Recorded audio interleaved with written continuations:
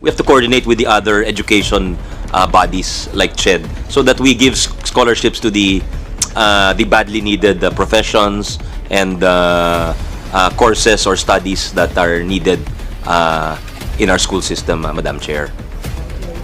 So it's going to be as is. No, you're not going to. We're open, ma'am, to any suggestions. We have to do that, the conversion of the ILRCs, because it is a provision of law under the Yes. Inclusive Education Act. But we're open to any I'm just suggestions or innovations from the body, Your Honor. But Madam Chair, well, Stella Quimbo nga matapos pilit gisahin si Secretary Sonny Angara sa Kamara.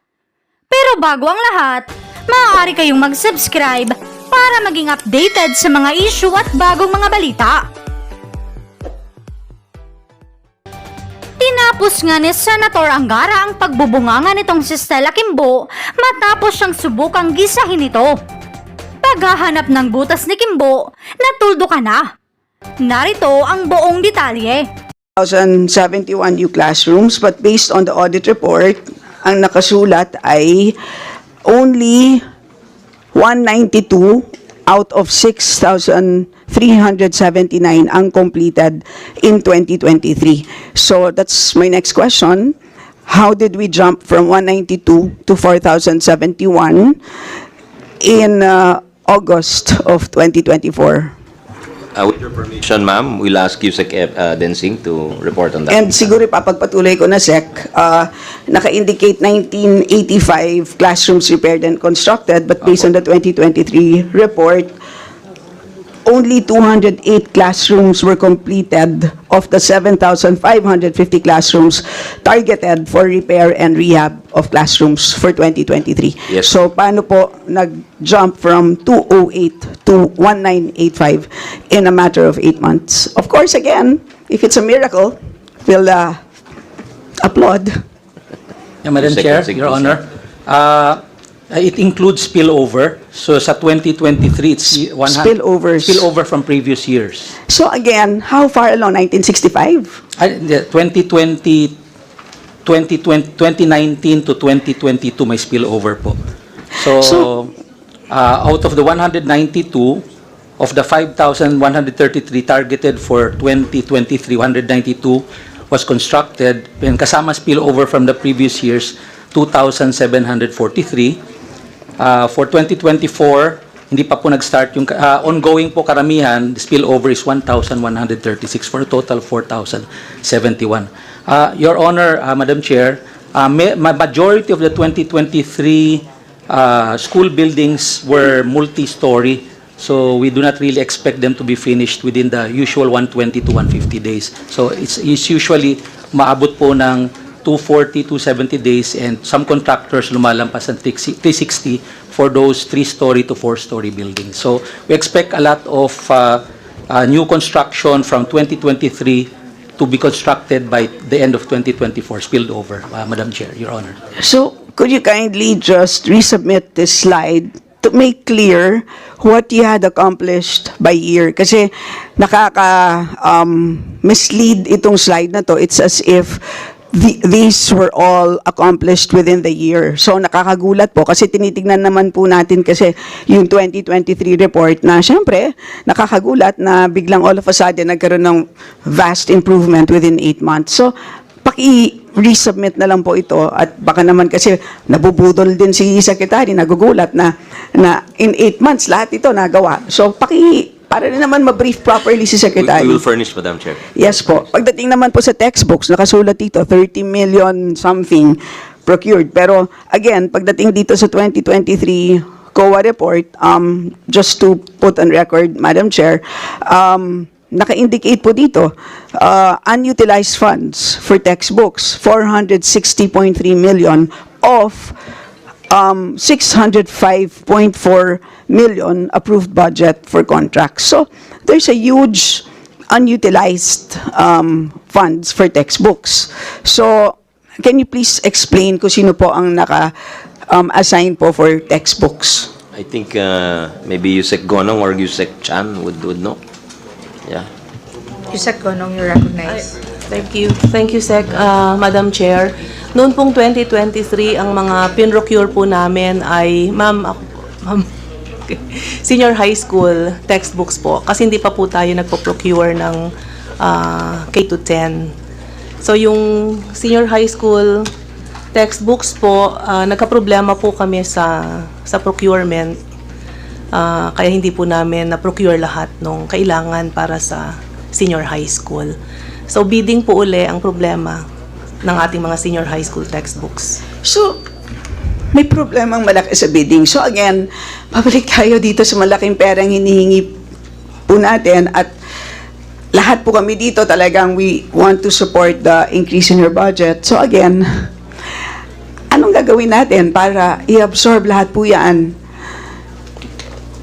Madam Chair, Your Honor, kaya po ngayong taon, umpisahan po namin yung early procurement activity. Tapos, we're also moving towards decentralization of procurement, ma'am.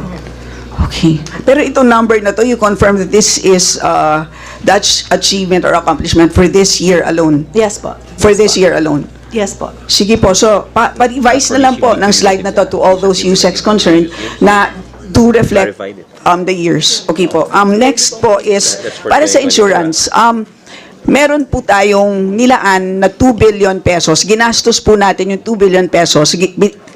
Binayad natin sa GSIS. I'm sure si Sec Sonny knows this. Dahil siya po ang finance chair up to recently. And because of that premiums, entitled po tayo sa repair. So ngayong dumaan ng Karina, na-check na po ba natin ang repairs at tayo po ba ay nakapag-file na ng claim against yes, Your this Honor. fund? And Yusek Escobedo knows the details. Yes, and We have- paki-special mention po Marikina, I just want to know po Yeah. kung nakapag-claim tayo. Yung Marikina po ay may isasubmit kaming list sa BTR dahil yung unang list po na nasubmit natin covers 5 regions, CAR, Regions 1, 2, 3, and 4A, total of 156 schools. Yung second list, mga NCR schools po. And we talk to the BTR na may ihahabol po kaming schools, particularly po, isa po doon yung Marikina, yung Nangka High School, because ang Nangka High School, merong 34 classrooms, totally damaged, worth 85 million, and 28 classrooms na partially damaged, na 14 million, a total of 99 million. Isasubmit po namin yan sa BTR, and we informed the BTR about this, ma'am. So partially and totally damaged. Classrooms, opo. So- And meron pa po kaming pinapakiusap sa BTR kasi school buildings lang po ang kino-cover ng NNIP. Kung pwede, pati school furnitures, since integrated naman po na essential component po ang school furniture sa building. Okay, may tanong ako. Actually, I wanted to ask si Wick Veloso directly. Nabanggit ninyo kanina solar panels. Pwede nyo bang i-push na isama na ang solar panels dito sa mga i-rehabilitate?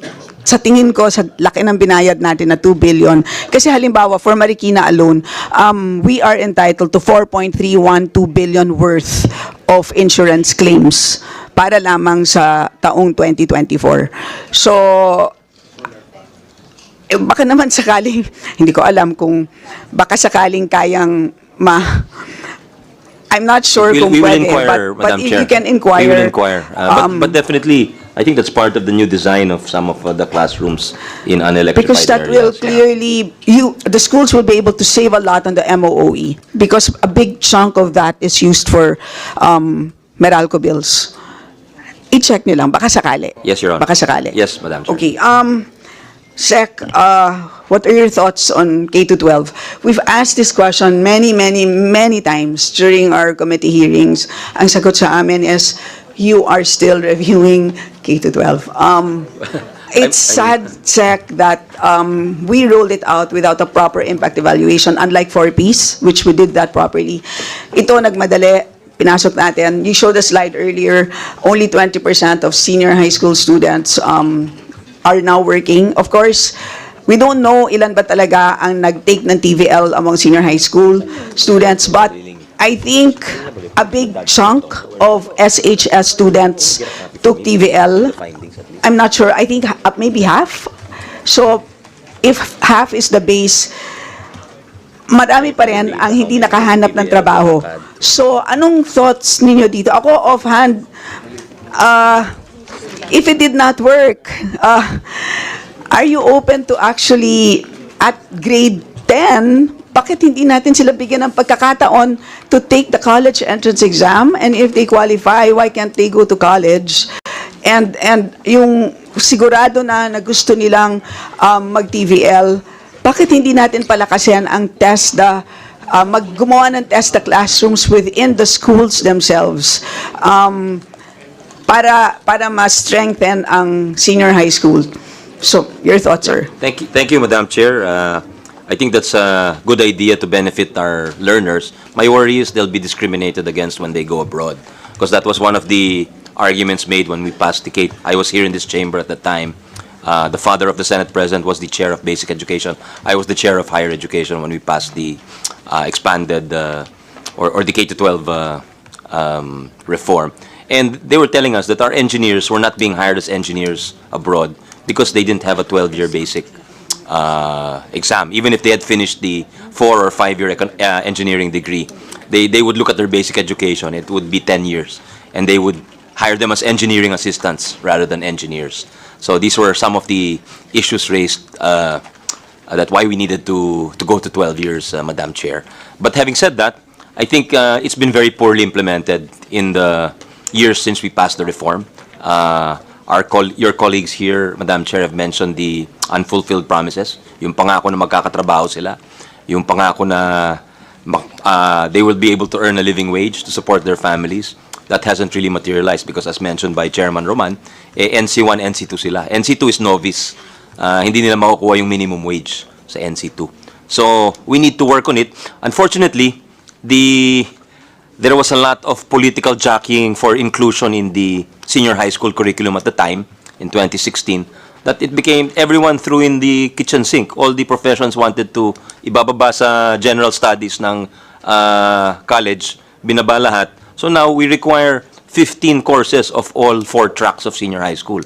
So magtitivet ang bata, magka-college ang bata, magsa-sports or arts track ang bata. They have to take 15 classes. And to illustrate, someone na papasok to become a baker or to work in hotel and restaurant will have to take pananaliksik sa Pilipino. Kumbaga, hindi na relevant dun sa kanyang kukunin. Kaya ang direksyon namin dyan, ay nadatnan ko na po, may study ang ADB jointly with DepEd and may recommendations ho yan. That was given to me a few weeks ago. But the planned rollout is 2026 to 27 pa. So, sabi ko, kawawa naman yung ating mga senior high school na they will have to deal with this cluttered curriculum which is not responsive to the needs of employers in the next 2 years. So, I've ordered that we do the review, we fast-track the review, and we roll it out in 2025 to 26. I realize this will be very challenging, Madam Chair, because we have to change the materials, we have to train our teachers, and all the accompanying actions kasama po nitong pagbago ng curriculum. But we need to, because ako po, when I did my A-levels in the UK, we only had 4 subjects for 2 years. Yung mga anak natin na nag-baccalaureate, Kong Len, yourself, they studied in schools where they probably have an international type of curriculum. Mga 8 subjects lang ho yan eh. Sa Australia, 6 subjects lang ho yan. Sa Amerika, ganun din ho. And tayo, 15. So, and yung work immersion natin, 80 to 320 hours. Pero ang hinihingi ng industriya, 640 hours. So we need to declutter the curriculum, provide electives that the kids can really, they're at an age where they really can choose their own destiny. So we just provide them with the basics, I think. Reading and writing, a little bit of math, a little bit of science, a little bit of history, a little bit of physical education, a little bit of civics, good manners and right conduct. Yun na yun. I think, Madam Chair, pag yun ang binigay natin, then we give electives and then we give the work immersion. Tapos, one suggestion is for the sports and arts track, which comprise less than 1% or 1% of the universe of senior high school students. Dapat i-fold in natin sa academic track to provide a specialization. The way we provide a STEM specialization or an accounting and business specialization, we have a specialization for arts, we have a specialization for sports. Kasi the data shows that yung mga graduates nitong tracks na ito go on to general education anyway. They go on to college anyway. So these are some of the ideas, ma'am. Medyo hilaw pa, lulutuin pa namin yung talaga. Pero minamadali na po namin dahil ayaw namin na there will be more kids under this burdensome curriculum which is not responsive to the needs of our students. It's not responsive also to the needs of our employers, Madam Chair. Well, thanks. But just 2 points. One is we have the highest number of dropouts at third-year college. I'm not sure if you know that, but nakakagulat, right? At which also means sinasayang natin ng pera sa UACTE. Ibig sabihin, so nakakapagtaga, di ba? Para sa akin, one possible interpretation of that is maybe many did not really intend to finish college. They just wanted to find a job. But at the point where they finished senior high school, they just couldn't find a job. And so they went to college anyway because it's free in SUCs and LUCs. And then once they took 2 years, because 2 years of college makes you eligible for a job. And then, they dropped out of college. So, ang dami natin nasasayang na pera din sa UACTE. So, yun ang mga palaisipan. So, kung naayos talaga natin ang K-12, ang dami natin natitipid na pera pagdating sa UACTE. And at the same time, natutulungan natin ang mga bata to get themselves matched to their dream jobs. So, yun po. And at the same time po, yung kulang sa years of schooling, palagay ko, if we are able to improve our quality tremendously, tingin ko makikita yon ng lahat ng industriya sa buong mundo. And you don't even have to justify why you're only in school for X number of years. If ang PISA rankings natin napakataas, we will not even question why we only have that number of years in school. Next question po is sa SPED, are we still going to insist upon our ILRC, which, to be honest with you, I'm not sure if it works because in Marikina, I've not seen an ILRC. Meanwhile, ang dami-dami pong SPED na kabataan na talagang nangangailangan talaga ng interventions na totoo. Pasensya na po ha, but it's they don't get properly assessed. Assessment na lang hindi na kayang i-provide. And yun po, wala talaga silang mapuntahan. Ang dami pong PhilHealth benefits. Yung Z-benefit, there's a Z-benefit package amounting to 50,000 pesos under PhilHealth, but that is hardly used. So yun po, ang daming pera ng gobyerno. Bakit pa tayo gumagawa ng ILRC na hindi ko maintindihan kung ano yun, na hindi naman yata kayang ma-implement? Yeah, thank you for the question, Madam Chair. The ILRC is mandated by the Inclusive Education Law that we convert the existing SPEDs or Special Education Centers, ma'am. The idea there is that the ILRC acts like sort of like a fulcrum or to serve a large area. Parang in the way the library hub is also meant to serve the schools within a certain area. So they have complete facilities, complete services. But of course, on the ground, hindi talaga nagkukulang ho talaga dahil kulang tayo ng mga professional, special education professionals. We cannot even diagnose correctly because of the lack of development pediatricians, Madam Chair. This is not exclusive to the public school sector, but it's a private sector. Some of our children had to wait a year, 2 years to get an appointment with the development pediatrician. So again, just like this is one where we need to coordinate with, just like the issue of the guidance counselors, of the science teachers, we have to coordinate with the other education bodies like CHED, so that we give scholarships to the badly needed professions and courses or studies that are needed in our school system, Madam Chair. So, it's going to be as is. No, we're not going to... We're open, ma'am, to any suggestions. We have to do that, the conversion of the ILRCs, because it is a provision of law under the Inclusive Education Act. But we're open to any suggestions or innovations from the body, Your Honor. But, Madam Chair, well, we don't have one in Marikina that works. I'm just saying that meanwhile, ang dami talagang nangangailangan na SPED. And we also have private therapy centers, small ones, and they all come to me, ask for help. The only thing that I can provide is like the SWD assistance, etc., which is kulang talaga. Meanwhile, there's this huge fund called PhilHealth, and they have Z benefit packages, but then amounting to 50,000 a year per head, which is hardly untapped, which is hardly tapped because for lack of coordination. So I think that's something that whoever is assigned, kung pwede sana, kausapin nyo, that's a lot of, I mean, there's a lot on my plate. I can do it, but may trabaho din ako.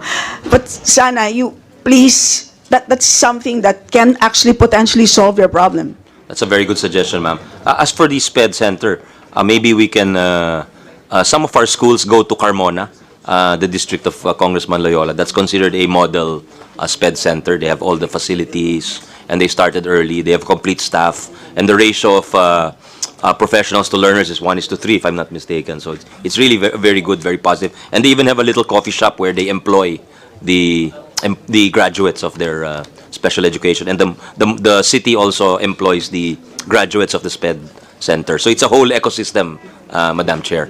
Not just the school producing, churning out graduates. Yes, for internet connectivity, you indicated that you needed 9.2 billion. Is that your full, will that allow you to fully connect all your schools? Because right now, how many schools are connected? I believe it's less than 20%. Is 9.2 billion sufficient for 100% connection? Your Honor, currently we are at 69% of our school are connected into the internet. Is it 69? Yes, pero albeit very limited connection. Usually in the faculty room, computer room, or faculty. Mababa po yung bandwidth ho nun. Mababa po yung Director, karamihan doon, no? sorry Director kanina sabi mo, 1 computer for 9 students. For the life of me, parang hindi ako maniniwala, sir. Sabi niyo, 1 computer to 30 teachers, 1 computer to 9 students. Hindi ko alam paano niyo kino-compute yan. Is it for only for students that are requiring computer classes and therefore in the computer lab? Because it doesn't sound right, sir. So, okay. Paki-recompute yung number na yan because hindi po ako naniniwala sa datos na yan. So, if you tell me that 69% of schools are connected, parang hindi rin po ako maniwala. Okay, ma'am. We will... Kasi sa last time I checked, it's about low 20s. Low 20%. Sige, ma'am, we will... Actually, tama ho sila, Madam Chair. The computer-to-learner ratio is 1:23 for elementary. It's 1:8 for junior high school. 1:5 for senior high school. On average. That's the computer-learner ratio. Doon naman ho sa schools with internet connectivity, tama yung figure po cited by Director Pitagan. Pero karamihan nga, yung connectivity is only limited to the administrative and faculty offices. So it's not the type we envision that there is a computer lab. Parang binibilang na isang room lang, there's a few computers and maybe the principal and their assistant have the internet access. Bilang na po yun sa 69. Yes, so, no, Sec, I'm trying to offer a solution kasi the ICT is mandated by law to provide free Wi-Fi including public schools. And right now, the balance of the Spectrum Fund is 21 billion.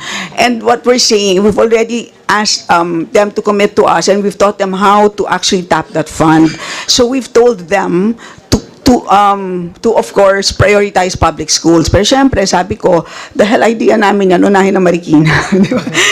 No, but so sir, so they told me about this 9.2 billion, pero sabi ko definitely magkukulang yan. So dapat po again, please coordinate with them. So meron pong malaking pondo to please make sure at wag lang po yung small areas na yan, pero lahat po dapat, yung buong school, yan ang target po natin na lahat po sila dapat mabigyan ng connection. At yun na nga, kung sana po mapaipakita po ninyo na kaya po ninyo makapag-procure at makapag-deliver ng maayos ng computers, di sana, di ba, mas maiisip po namin talagang makapag-appropriate tayo ng pondo para sa computers. Lahat ng bata magkaroon ng computer and at the same time connection po.